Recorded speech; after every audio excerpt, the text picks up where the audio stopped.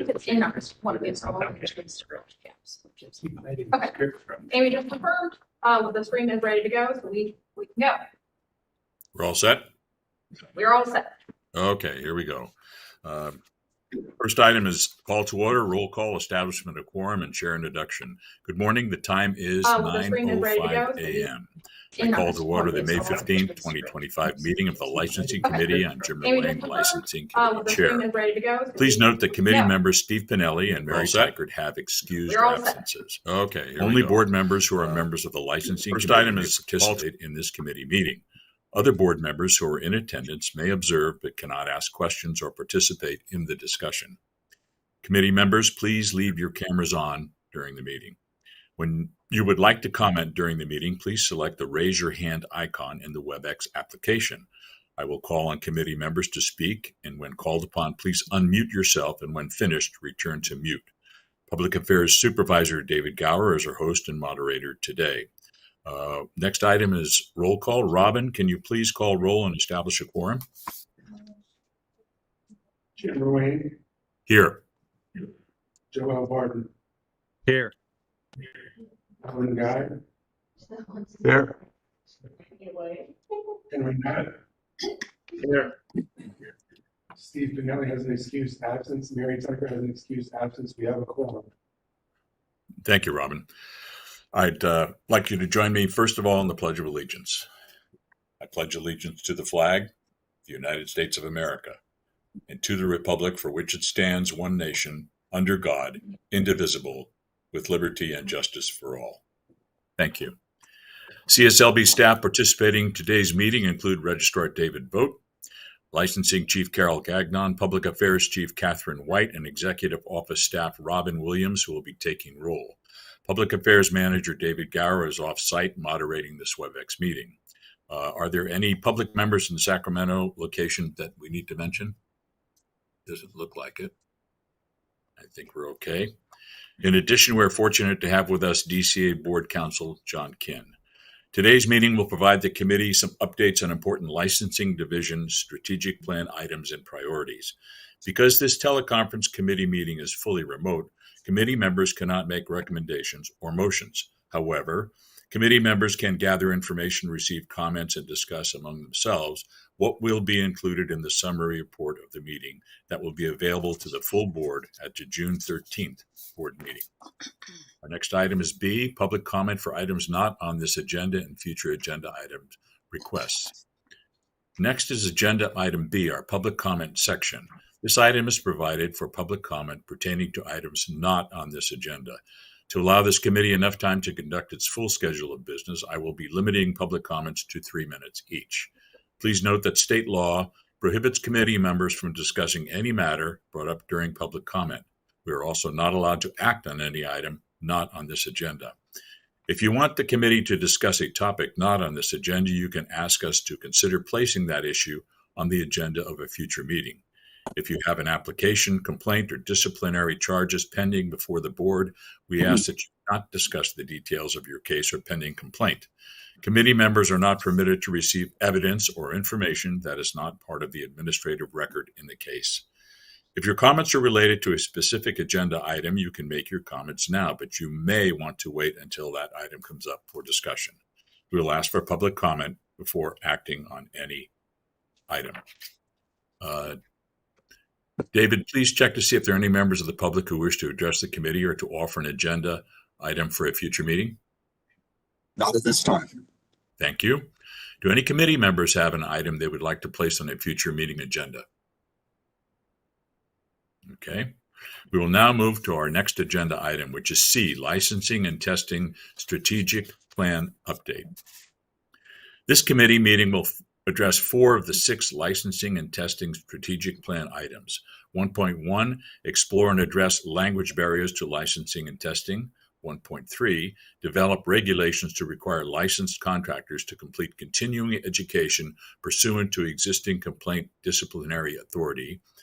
1.5, assess exam content and update as necessary to ensure exams are current with industry standards. And 1.6, identify and educate licensees on the need to maintain current certifications to promote proper installations. Item 1, under this, explore and address language barriers to licensing and testing. I will now ask Licensing Chief Carol Gagnon to comment on the current status and the next steps for addressing language barriers in licensing and testing. Carol? Thank you, Jim. CSLB currently provides the following items in languages other than English. Staff have put their primary focus on Spanish translations because there have historically always been many more requests for Spanish translations for exams, more requests from consumers and from licensees than any other language.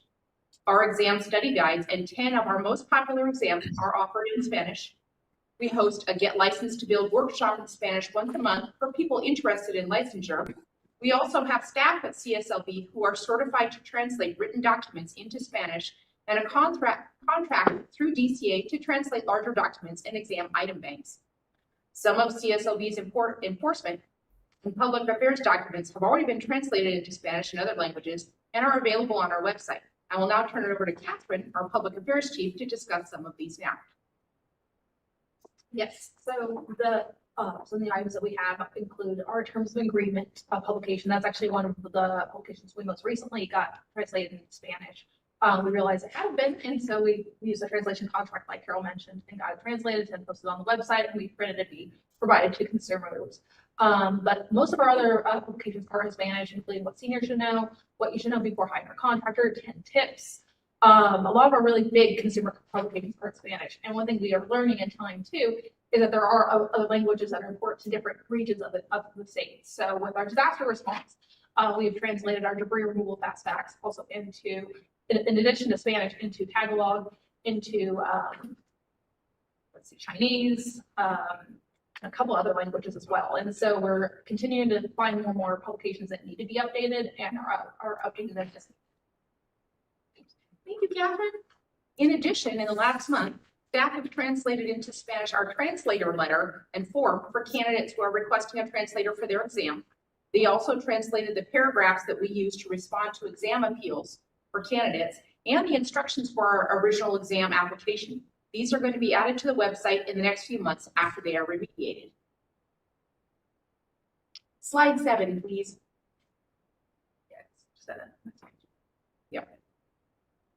So our next recommendations for the future are to do the following. Survey new applicants each month as part of our applicant survey to determine what other languages should be addressed. Identify more exams that could be translated into Spanish. Identify additional documents and forms that could also be translated into Spanish, and pursue an additional bilingual position in EDU to work on more Spanish exams. Do the committee members have any ideas for additional exam translation or prioritization?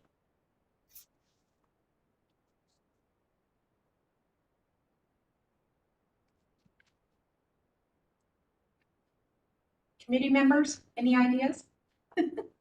If not, you can always email me later. All right. Thank you very much, Carol and Catherine. Are there any comments from committee members? Okay, seeing none. David, please check to see if there, I'm sorry. I'm sorry, Joe. I actually have a question. Sure.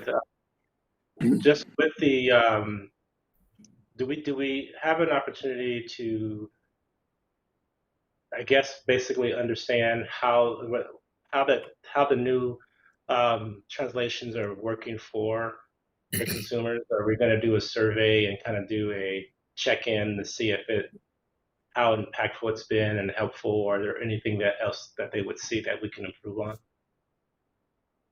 Carol? We've done that for Spanish language candidates, and for consumers, we haven't done it yet, but it's something we can look into. Okay, thank you. Okay. Anything else from committee members?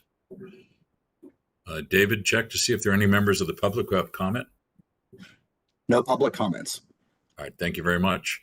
Our next item, number 2, develop regulations to require licensed contractors to complete continuing education pursuant to existing complaint disciplinary authority.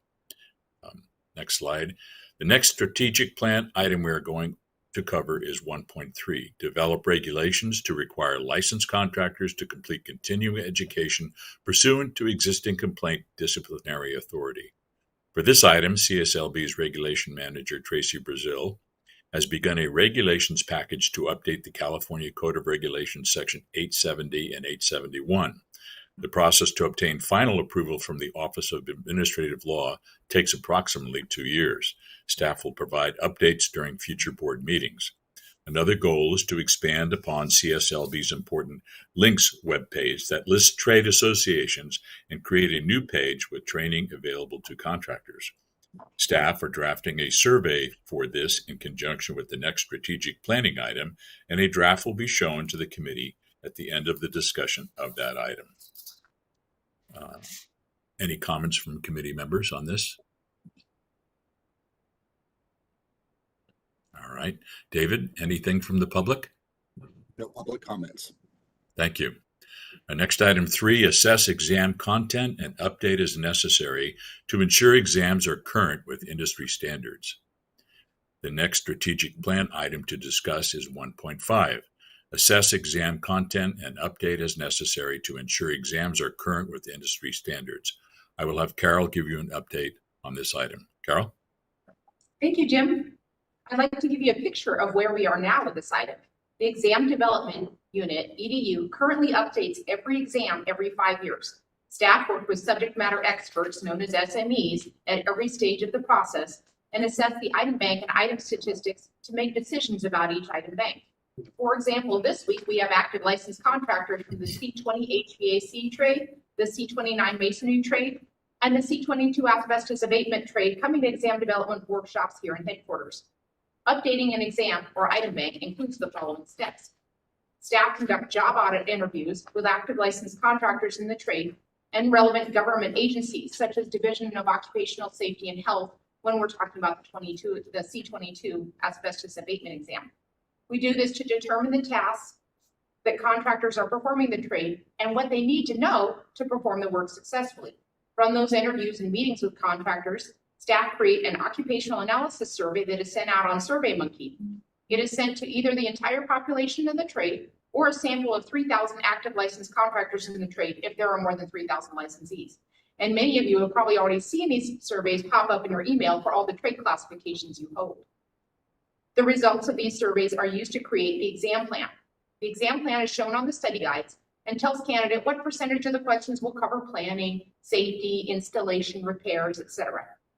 A more detailed version of the exam plan that includes those tasks and knowledges on the survey is what our exam specialist and the SMEs use to build the item bank itself. The exam specialist hold a series of meetings with the SMEs to review the existing items and make changes based on the item statistics. They write new items and then set the pass point or cutoff score for the bank. The SMEs will also check the references for each item at this time using laws and codes, trade association materials, and in some cases, textbooks.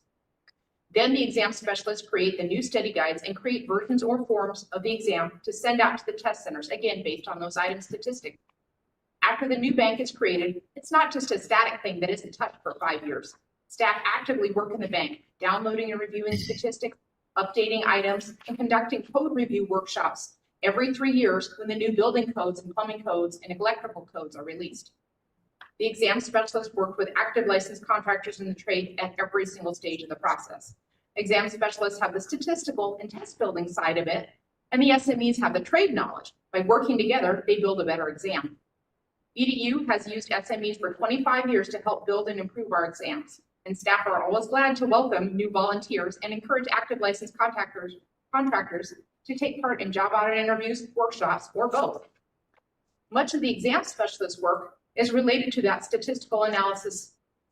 They analyze the survey, the item statistics, the bank statistics, and the version statistics, all to make decisions about the exam content.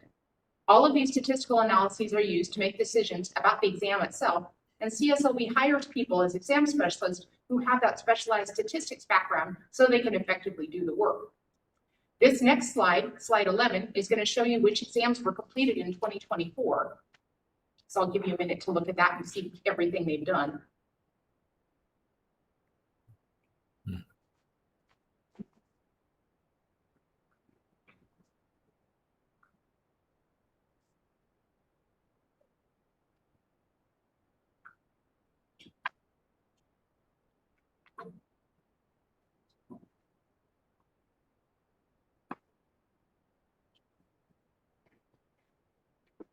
The slide after this shows what we're working on right now in 2025.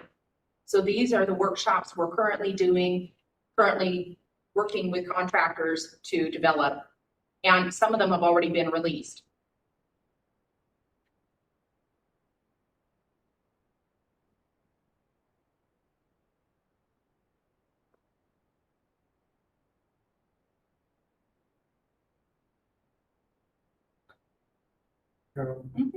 That's just a clarifying question on the slide. So this is, I understand this as well. We've got plan, I see asbestos certification. What about the hazardous material removal certification? We just did it a couple of years ago. Is that all right? And so what happens is we have 48 different exams, and we have 6 exam specialists. So all of the exams are on a 5-year cycle, such that in 1 year we do this set, and the next year we do this set, and the next year we do this set. Spread it out that way so that every exam gets touched, worked on every 5 years. Sometimes a little shorter than that if we get ahead, but that way we know that every single one was taken care of. So that's why we're not usually moving them out of order, so that we don't have one that we're concentrating on and then something else gets pushed back beyond that 5 years. How do we know if that hazardous material certification is it kept up with what's happening with the wildfires as an example? Do we look at the pass rate? Do we reevaluate any of this during that 5-year window? Yeah, that's what we're looking at, those You statistics. probably don't know it offhand, but what is the pass rate for the hazardous material removal? I do not know it offhand. I haven't memorized all of them. But we do look at that, and what happens too is sometimes the scope of the trade expands, but the definition of trade is not expanded yet. So that's something that we may want to look into in the future if we're going to be using HAZ more for this type of purpose. Because at the moment, HAZ definition is more for removing underground soil storage tanks and the soil that goes with it. So we build the exam to cover the content that is in the definition. It may be something we want to look into with regulations. What would you call, what do you look for a pass rate for some of these? Because I'm not sure what the last time we did drywall, but it's been pretty low. It's been around 20-something%. What is a good pass rate for a trade exam? It would depend on the trade, because a lot of factors will go into the pass rate. It's going to depend on how many people have taken it. Those pass rates that we have include people who've taken it again and again and again and again and again. So you have 5 people that took and passed it the first time. You have one guy that took it and failed it 10 times. So he is 10 points of that. He's counting towards 10 times. So we also look at the first time test taker pass rates, and that is often much higher than what you're seeing for our overall pass rates for the exams.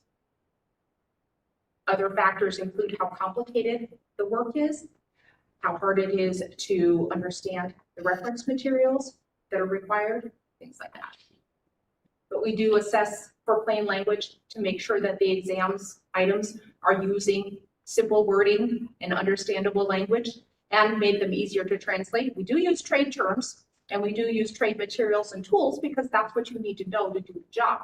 But when it comes to verbs, if we're going to use plain language to make it understandable to people.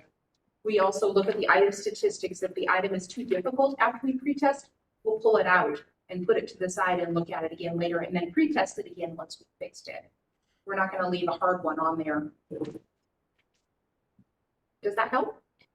Yeah, I'm glad to see the drywall is up there. Yeah, they're working on But it. we need SMEs that are active in the industry. We do. Help us get a solid trade exam. Yeah. You know, and strong SMEs who know their trade and are well versed in their trade and know the materials and know the references are our best asset for writing these because they're the ones that help us to get all that trade materials, to get the full scope of knowledge of the trade and help us work the best we can on the exams. So we do welcome people to volunteer and take part in these. Even if your trade isn't up there right now, there's more coming next year. And in fact, the next slide shows what we're going to be starting in 2026. That's on slide 12.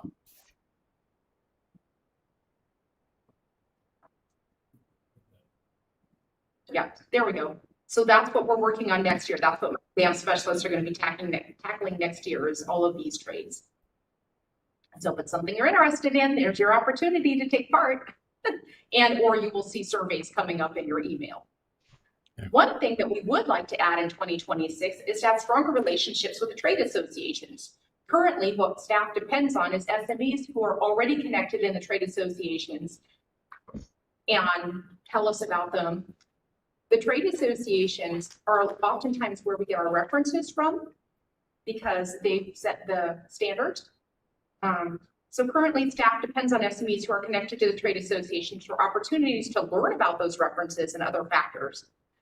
Increasing relationships with the trade associations would increase staff access to reference materials and provide another avenue besides the SMEs that come to our workshop and doing web research to learn about the new and emerging technologies in the trades.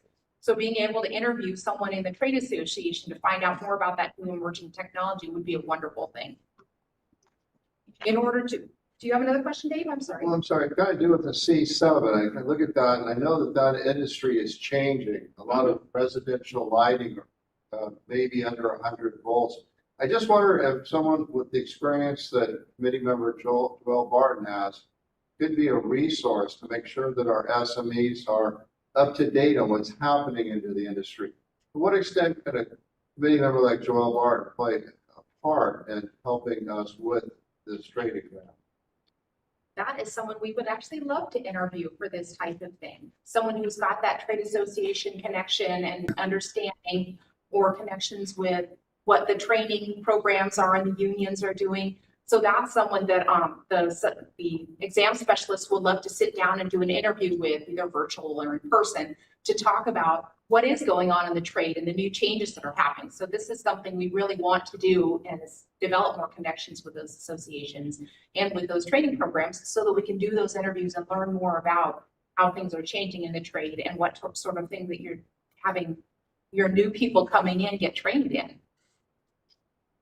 Yeah, that sounds great. Don't hesitate to reach out. I'd be more than happy. All right, all right.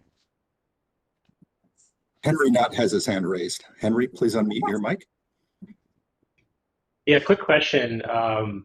Regards to the surveys for the SME and getting that feedback, do you have a feel of what kind of percentage are we getting folks responding to the surveys? I know surveys are always tough for actually people responding and getting that feedback to us. It does depend on the trade. We have had trades where we've had as little as 8%, but that's 8% of 5,000 people responded. So statistically, it's still a really strong number. We've had trades where we've had as many as 38% of the people that we surveyed respond. So it depends on the trade. Anything 10% or higher, and as long as we have a number of like 150 respondents or more, it gives us pretty strong statistics to base everything on. But we do encourage people to fill them out. I know they're a little long and it can take a lot of reading and it can take a little while, but the more input that we get from you people in the trade and from the contractors who are actually working this, the stronger those exams are going to be, because the stronger the statistics and the exam plan is going to be. Yeah, I know that that's part of the issue with surveys, is they tend to seem to be very tedious, and you're asking folks who are probably working that at the time.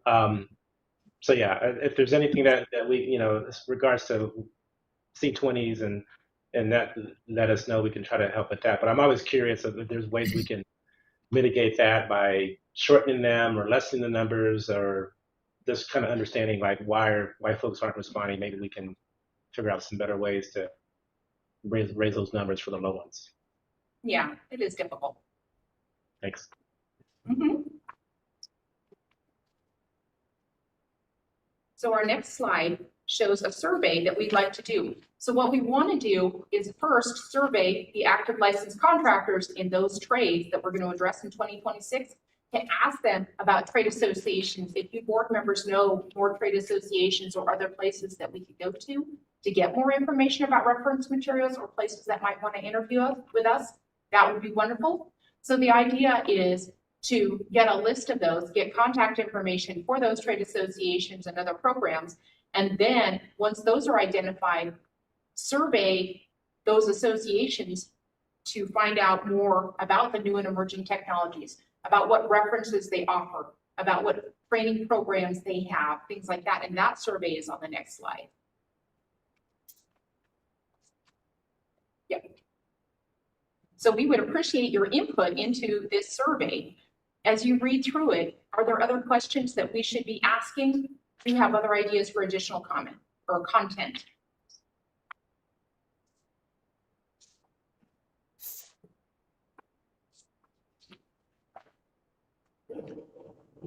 Any comments from committee members?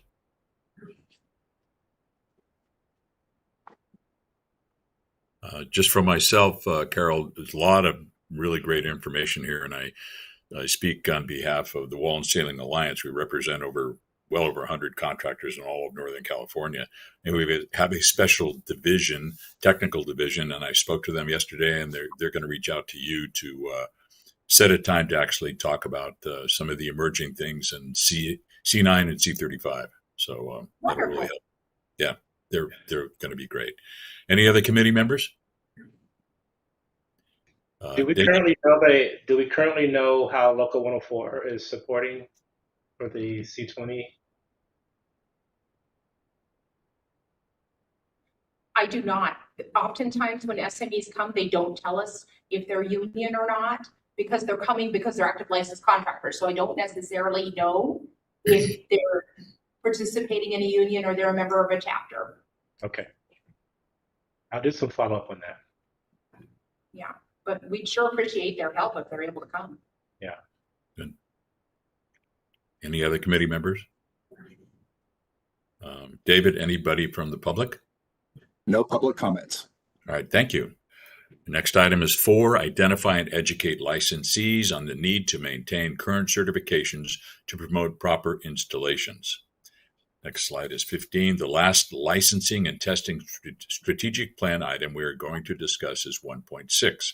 Identify and educate licensees on the need to maintain current certifications to promote proper installations. Currently, there are many different types of certifications available. 2 certifications are CSLB specific. They are asbestos and hazardous substance removal. These are the only 2 certifications listed on the license record available to the public when they research a license on the CSLB website. There are also other government agencies' requirements like the Asbestos Contractors Registration required by the Division of Occupational Safety and Health for all C-22 asbestos abatement contractors, and the locksmith company license requirements for the Bureau of Security and Investigative Services that C-28 lock and security contractors must have. Additional certifications are issued by the trade associations. Next slide. Often the requirements for certifications are different from CSLB trade descriptions. For example, the state fire marshal has a sprinkler fitter certification, which covers duties listed under the C16 fire protection trade. But their certification is for technicians who work for a C16 contractor and not the contractor regulated by CSLB, and is only related to fire sprinklers. The C16 trade also does other types of fire protection like installing underground fire mains and hydrants. Also, as illustrated by this example, often the certifications are for the employees doing the work and not necessarily the contractor. Another example is the elevator certifications through Cal OSHA. They cover elevator mechanics and companies, but only for industrial and commercial elevators. They are not required for residential wheelchair lifts, which some C11 contractors specialize in, are not part of this Cal OSHA program. In addition, there are trade association certifications, which are optional for contractors, but can demonstrate specialized knowledge or skills. Next slide, 17. Staff recommendations are to create a survey for a sample of active licensed contractors in each of our trades, asking about the certifications for different trades, both government required certifications and optional certifications that apply to their classification. Wording for this survey is on the next slide. Please review and provide any suggestions you have for additional questions.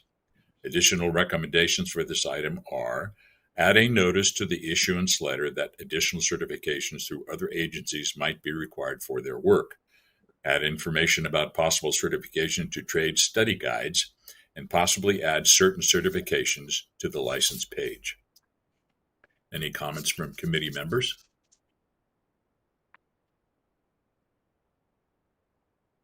David, anything from the public? No public comments. All right, next slide is 18. This concludes the licensing and testing update, and Public Affairs Committee meeting will immediately follow. Thank you.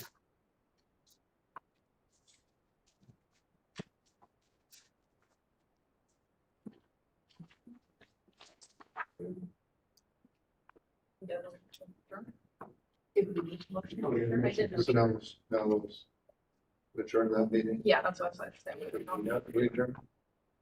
Do we need to?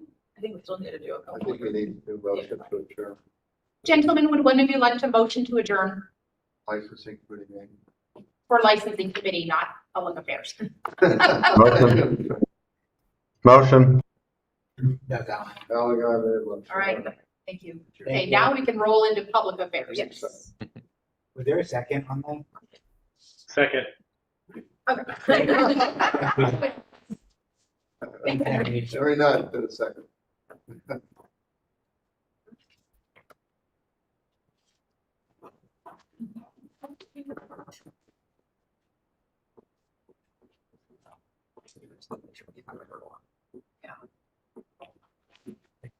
Diamond's there, it's just this turn on the camera, but.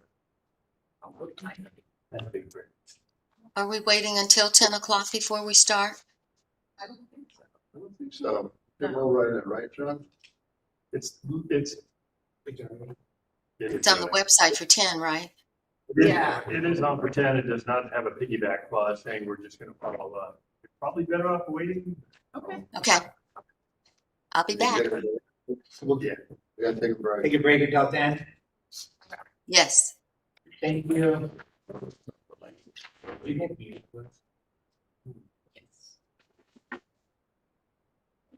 And I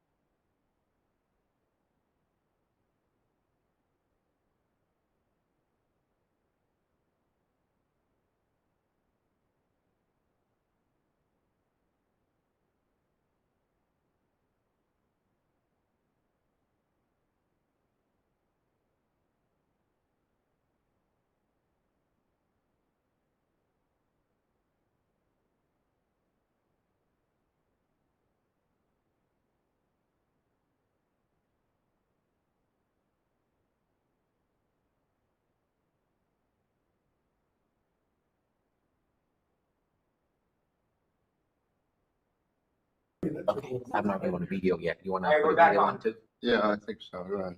I'll do that. Okay, there you go. Go ahead.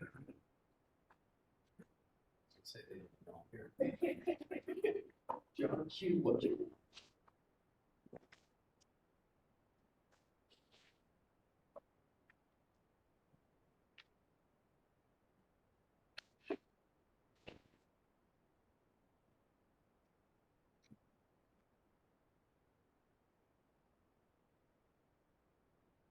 Hello, everyone. Mic check. Can you hear me?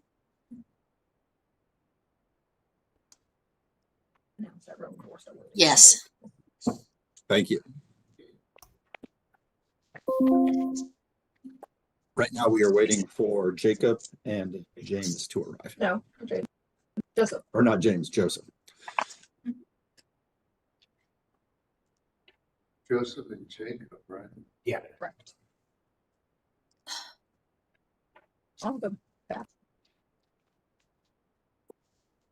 Does my camera keep going off and on your end? Because it does on mine. no. I haven't seen that. You look good Okay. here. Okay. I'll go back downstairs. Feel free to text me. You want it to be on the side, but it'll be small a little bit. You okay with it, or you want to be on the side? People say, I think it looks okay, yeah.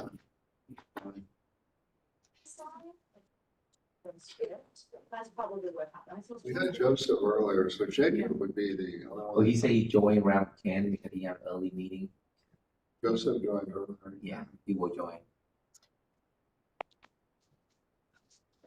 You're like, right. You might be able to.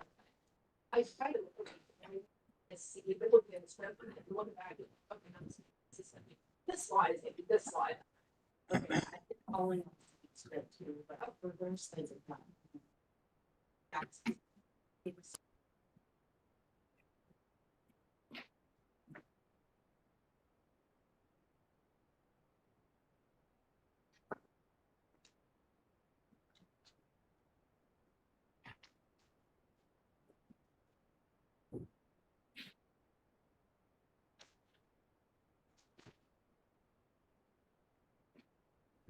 Hey, Rob. This door is locked. Yeah, I don't know why it's like that. It's tape. Oh, I put a tape on it. Did lock again? It's like.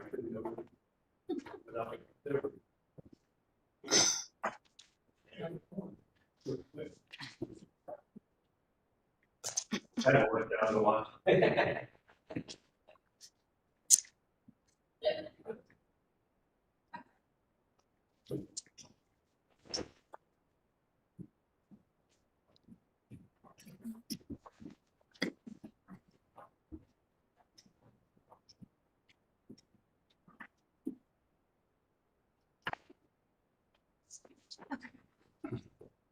If you get a chance, go mention this at the table, especially right here, you said the carpenters, there's a lot about. Well, that would be on. And So any other Jacob Lopez. Maple, if there wasn't no maple, I would. Email. Now, Joseph did a mic check. Well, it's somewhere. What's the matter with him joining in the things? Once he joins, we can't do it. Yeah. Who are the two that are not shot? I don't think so. I'll take a look. Yeah.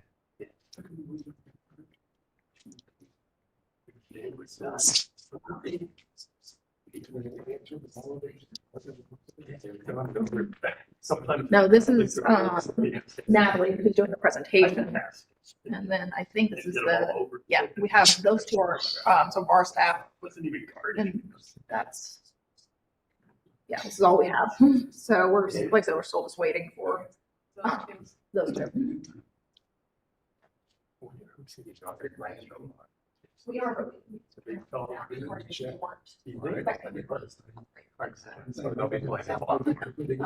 back on. Yeah. Okay. That's all. Yeah. That's okay.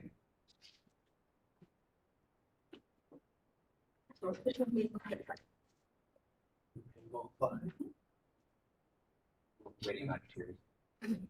I said we should get those at the very least, but hopefully get Jacob that's in here. No, we need a picture of them. They took a picture of him too.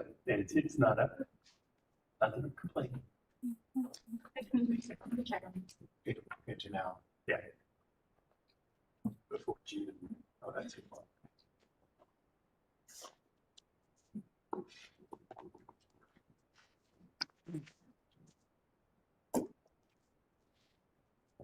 David, any update on either Joseph or Jacob?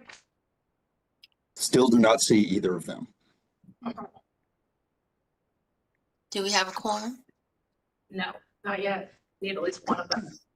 Joseph just arrived. I will have him join the meeting now.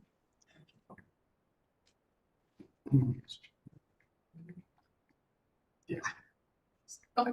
Yes, so Jim and Joseph Alan. Preciado has joined the meeting. Yes. Jacob, We needed at least Joseph or Jacob. I have 5 members who are RSVP for this meeting. oh, Yes. It's a total of 7, 2 are out. 2 are out, and then oh, that's what I said, get Joseph ahead. We just hopefully we'll get Jacob because he's part of that ladder item, which I just saw the item. okay. So. Are we ready now? We need one more, Oh, we still need one more? We need one more committee member on camera. Yeah, on camera, we just need Joseph to do his sound Okay. and then video. I believe I'm on camera. Can you all see me? We can, yes, we can see you. And we Okay. can hear you. Thank you. Great. Thank you.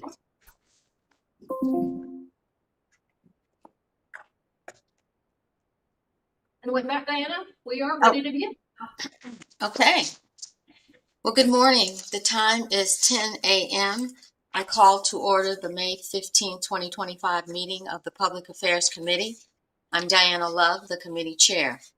Please note that committee members Steve Panelli and Mary Teichert have excused absences. Only board members who are members of the Public Affairs Committee may participate in this committee meeting. Other board members who are in attendance may observe but cannot ask questions or participate in the discussion. Committee members, please leave your cameras on during the meeting. When you would like to comment during the meeting, please select the raise your hand icon on the WebEx application. I will call on committee members to speak. When called upon, please unmute yourself, and when finished, return to mute. Public Affairs Supervisor Dave Gower is our host and moderator today. Today's meeting will provide the committee some updates on important Public Affairs Office strategic plan items and priorities. Because this teleconference committee meeting is fully remote, committee members cannot make recommendation or motions. However, committee members can gather information, receive comments, and discuss among themselves what will be included in the summary report of the meeting that will be available to the full board at the June 13th board meeting. At this time, we'll have a roll call. Robin, can you please call roll and establish a quorum? Diana Love, Here. Alan Guy,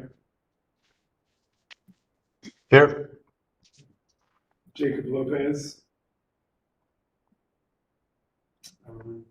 He's absent. Steve Panelli has excused absence. Joseph Preciado, Here. Jim Ruane, Here.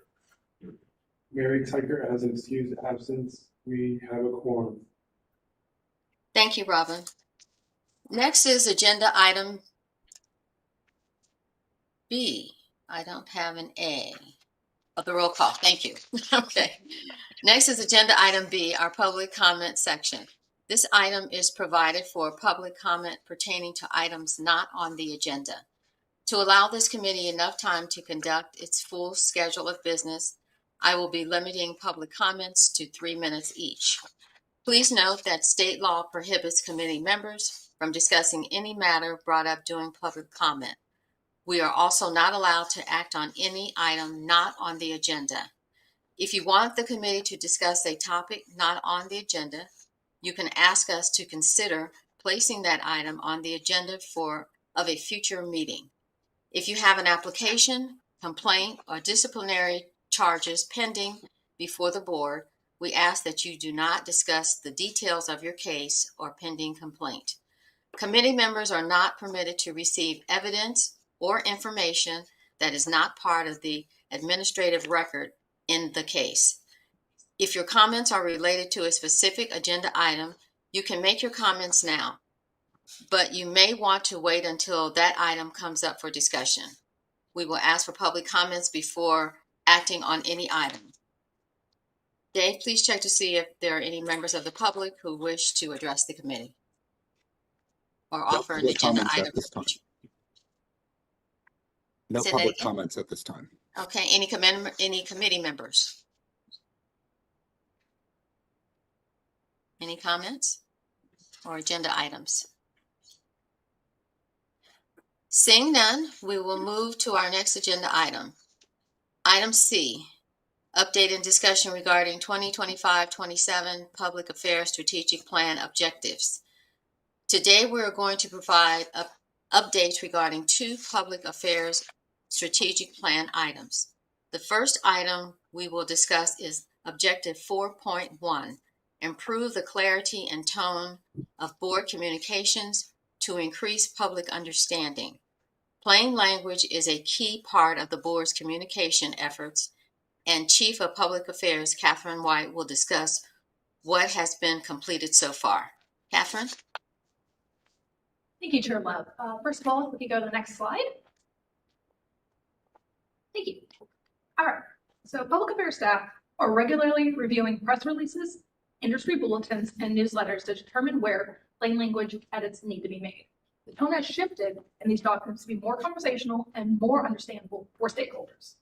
Staff have also reviewed our public outreach presentations, such as those we use for the senior scam stopper seminars and the licensing workshops, to see where language can be simplified for audiences. Staff will continue to review all of its publications to revise content and ensure key points are clear to stakeholders involved. If there are certain publications that the committee believes need to be revised for the public, public affairs can prioritize those as we continue our review. With that, I'll turn the table back over to Chair Love for committee discussion. Thank you, Catherine. Do any committee members have any questions or comments on this item? Dave, are there any hands raised? No hands raised. Okay. Does the public have any comments? No public comments. Okay, thank you. We will now move to the second part of this agenda item.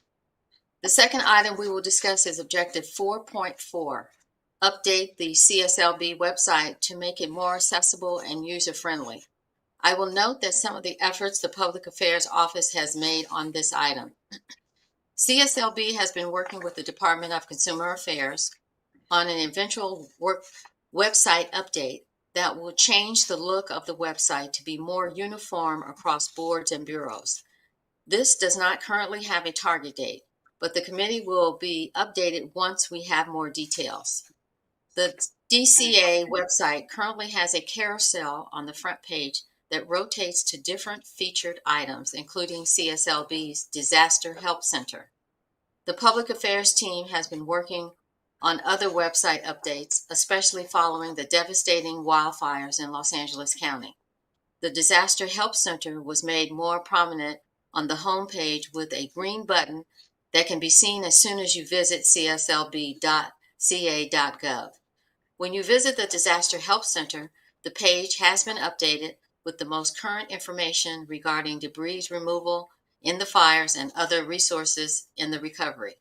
This page includes a list of contractors with the authorization, classifications, and required hazardous material removal certification who have informed CSLB they are interested in providing debris removal bids to wildfire survivors.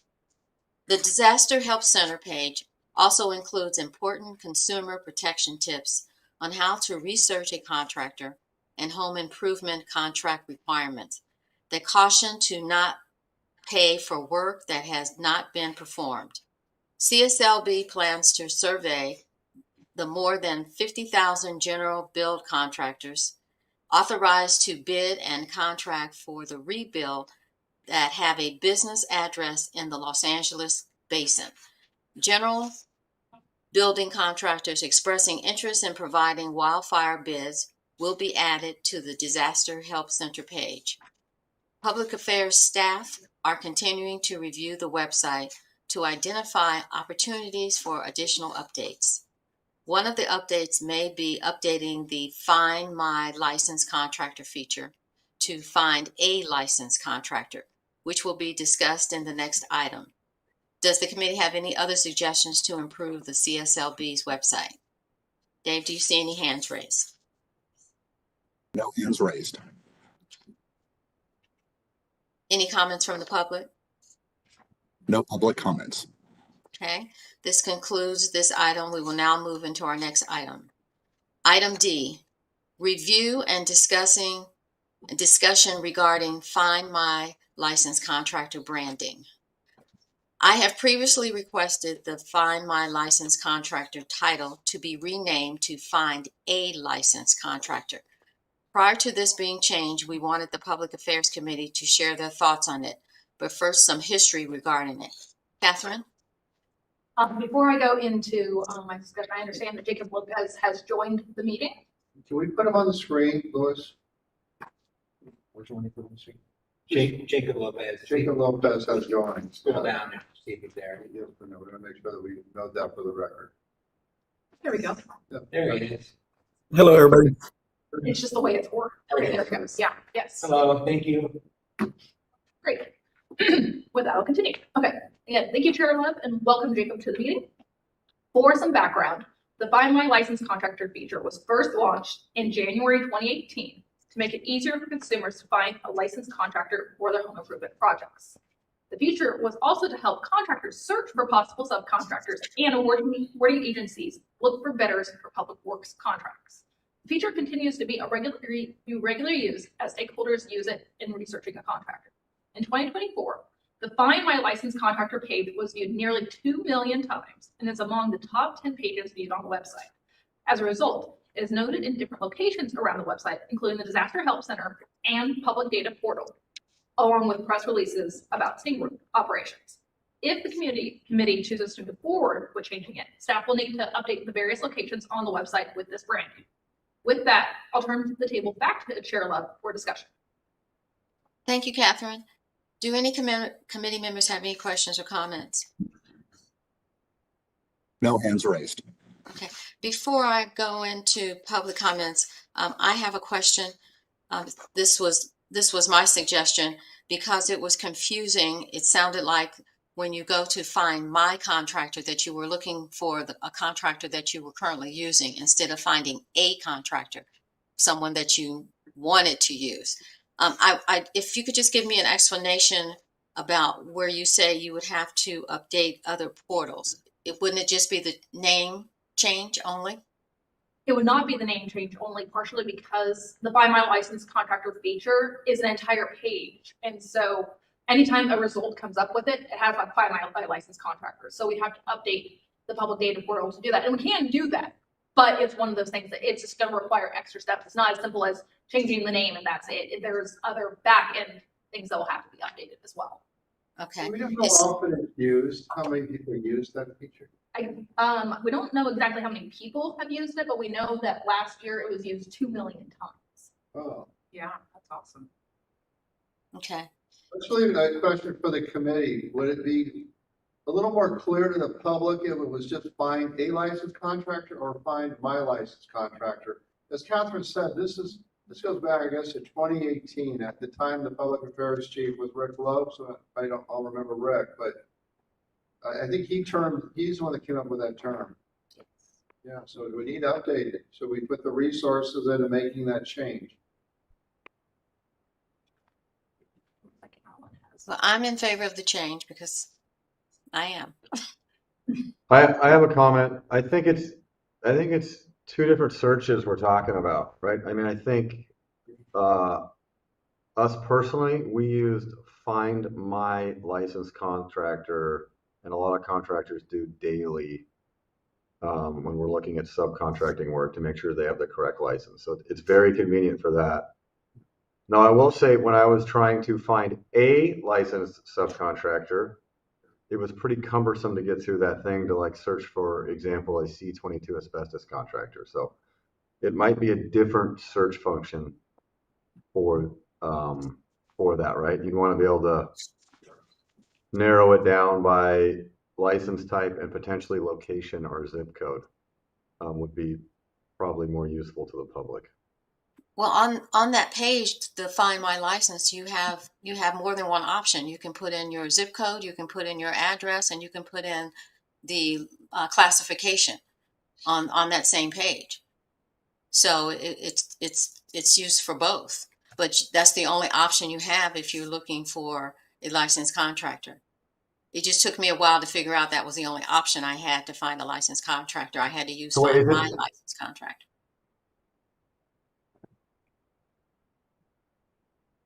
So Is Find My Licensed Contractor different than Check a Licensed Contractor on the website? Yes. Yes. Oh, I retract my Yes. statement then. Sorry, I've never looked at that one. Okay. I've used the wrong webpage to try and find a contractor then. No wonder. See? No wonder it didn't work well. That's what I'm saying. Yeah. So does this require a vote from the committee to change it? Well, It won't be a committee vote today. We're just an advisory committee today, meeting remotely. But you can certainly make a report to the full board to see if there's an interest in. Okay. I will do that then. we can plan on Okay, it so next month. so going, So where is this on the website? Can someone tell me where this is on the website? Sorry. How do I find the right licensed contractor? So if you go to the homepage and you scroll down on the left side, you'll see a button that says Find My Licensed Contractor. Online site serves quick links to quick hits. That too, yes. Yeah.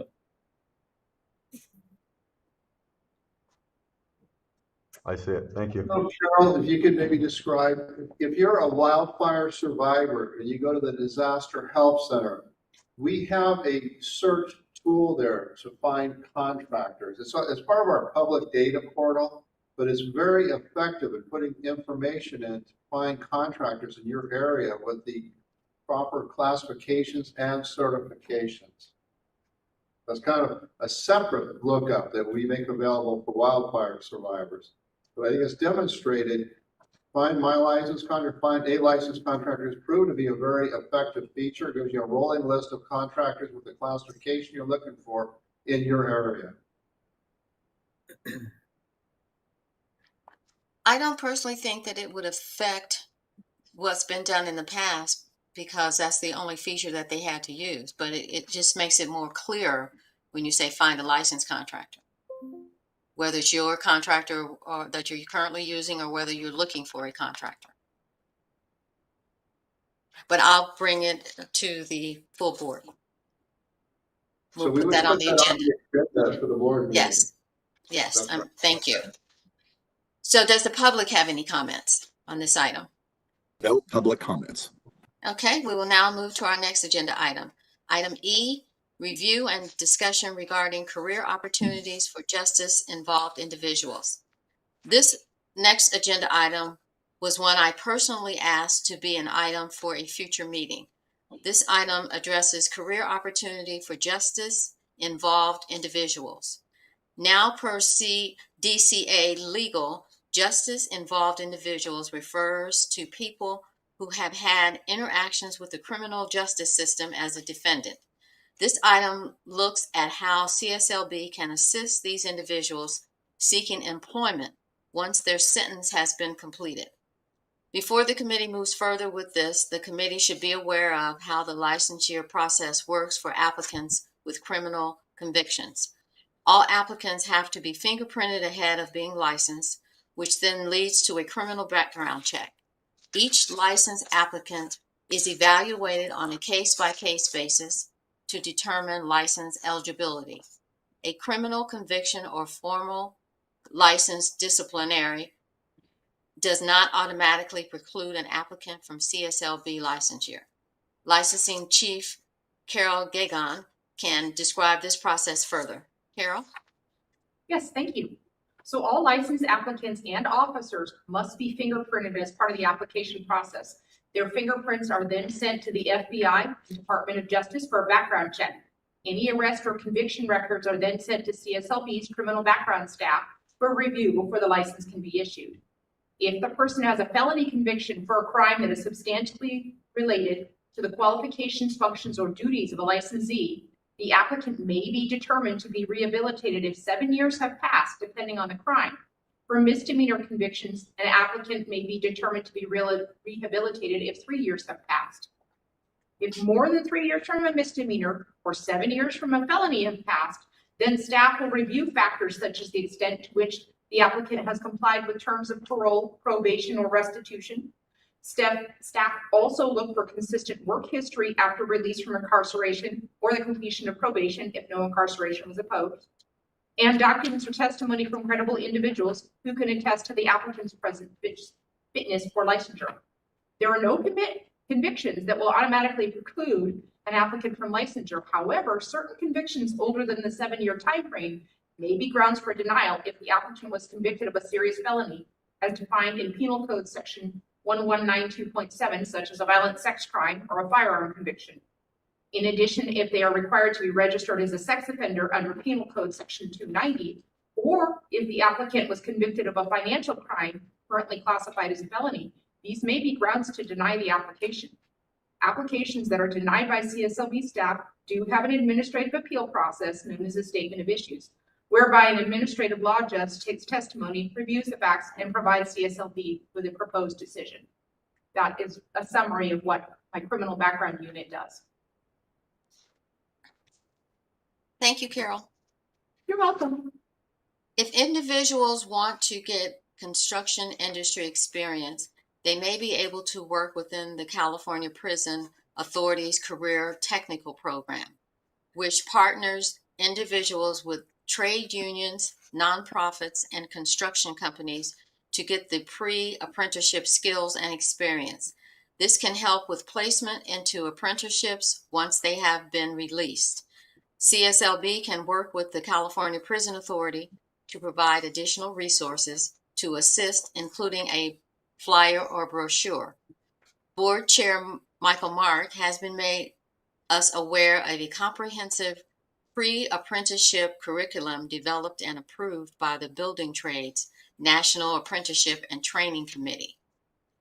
Committee member Jacob Lopez, would you like to comment on the MC3 Readiness Apprenticeship Program? Jacob?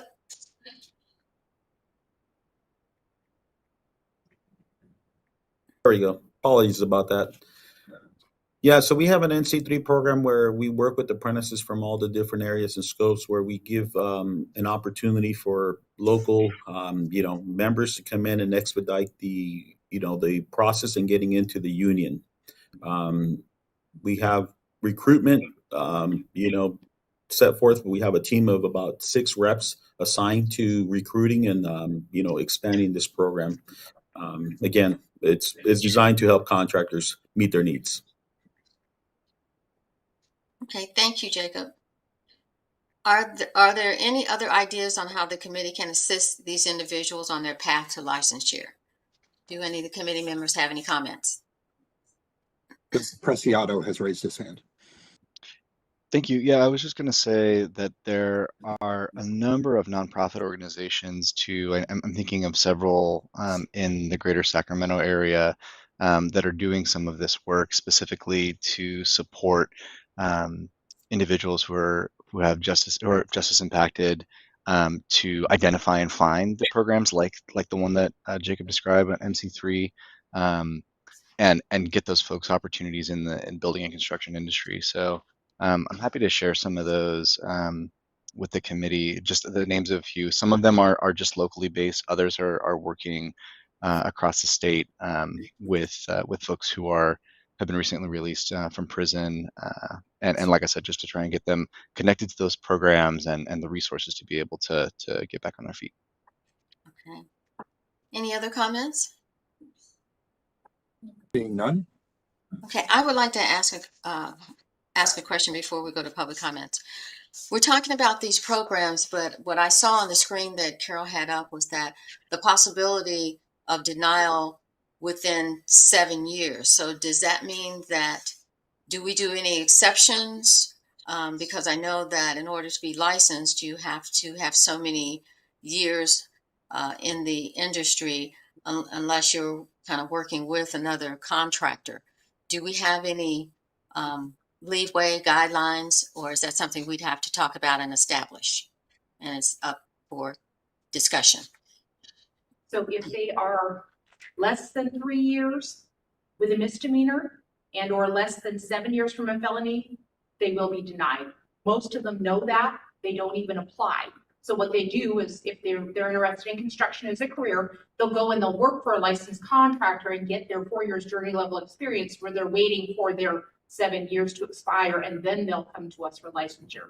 So we actually don't deny very many of them simply because most of them know that they can't apply within that time period anyway. So they'll just wait till their 7 years are up and then they'll apply and go forward with trying to get licensure. I just want to clarify something. You're looking at two separate issues though in a way, because you have misdemeanors. You have misdemeanors, say for a DUI. That's not in itself going to preclude somebody from licensure. And so we're going to take a look at it. So a misdemeanor, not looked at as being as serious as a felony. When you're looking at a felony, we're looking at our financial crimes, violent crimes, sex crimes. That's kind of the more significant ones. But, the information is on the CSLB website as to what would be considered if you make application. I think there's a real benefit in looking at opportunities for someone that's been released to consider a construction career. They may not have the 4-year journey level or greater experience, but they can gain that. So they get released, they can work for a contractor, and then they can become a licensed contractor. But we don't want to be discouraging people from trying to become licensed if they're qualified with a misdemeanor, because the reality is most of them probably do qualify in some way, and that is available on the CSLB website. Okay, so they would work 4 years as a journeyman, and then the other 3, they can still continue to work under the licensed contractor because they still need the full 7.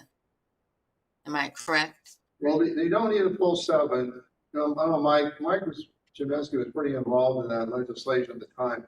What we're saying is that if you're convicted of a felony, we have authority in statute to deny you up to 7 years. What that law really said is after 7 years, except for certain circumstances, you can't deny them. They should become licensed. But you still have some discretion. Mike, do you want to add to that? I mean, you were involved in that. We had a carve out though for financial crimes, because one thing that's important to the Contractors Board is that if you're convicted of a financial crime, even if it's been longer than 7 years, we want that injured party to be made whole. Uh-huh. But for the most part, if it's been 7 years, you're not on probation or parole, you're going to qualify. One thing we look at though is whether or not you're currently on probation or parole. What we're seeing a lot of today is where the criminal convictions are being dismissed. They're being taken off the record. So you go back into court, you can have it removed. And that would eliminate the 3 or so 7 years, Mike. Yeah, I don't have much to add other than Chair Love, your original question about exceptions. Certainly there are the 7-year conviction that below 7 years from the date of the application may be grounds for denial, but it doesn't have to be. A number of certain things need to be considered. So there's certainly exceptions. And as David mentioned, we must consider whether the applicant is rehabilitated. That's one of the big things that the legislation did. We have to determine whether if the crime was related to construction and if the applicant is rehabilitated. And I saw a question pop up on that on the screen. The answer is that there's several criteria that the law requires us to look at whether they're rehabilitated. Yeah, but you can some of the, for us, a lot of it is have you provided restitution to any injured person? So a lot of what we deal here is financial crimes. So that's one way to look at, are you rehabilitated? Are you currently on probation or parole? Do you have letters from your probation officer? That's all something we look at.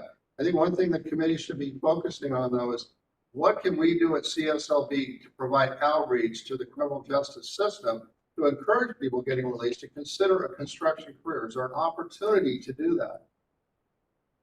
Okay. Thank you, Dave. And I would like to ask that we put this item for our board meeting to discuss further. And do we have any comments from the public? Yeah, Scott asked a question concerning some of the things that you were just discussing, asking what a rehabilitated period means if people with felonies or misdemeanors are prohibited for licensing for 7 years or 3 years, or are they on a probationary period while allowed to be licensed? And I think you covered that, and Scott, let us know if you have additional comments or questions. Just to confirm what I think I said earlier, generally are going to deny someone that's on probation or parole. There's an appeal process, though. Somebody that's denied can ask for a hearing in front of an administrative law judge. And so at that point, the administrative law judge can consider all facts and can determine if somebody has been rehabilitated and is appropriate for licensure. So that's a rather, regular, it's a routine thing that we do here. We pay for an administrative hearing to let administrative law judge make the call if we're unsure. That's due process. Okay. And just for the requester, there's a link to a webpage in this slideshow that has everything that CSLB must consider regarding rehabilitation. So if you click on the link in this slideshow, it's lengthy, there's a lot of different laws, but it's written very clearly to assist with public understanding. Okay, thank you. Dave, are there any other hands from public?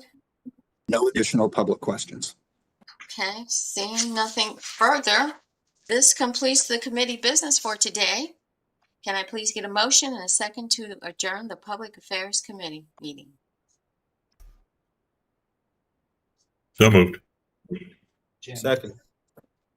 Oh, it says a vote is not needed. A vote is not needed. Okay, thank you, and the meeting is adjourned. Yeah. Thank you. Thank you. Thank Thank you. Have a good day. Thank you. Thank you. Bye.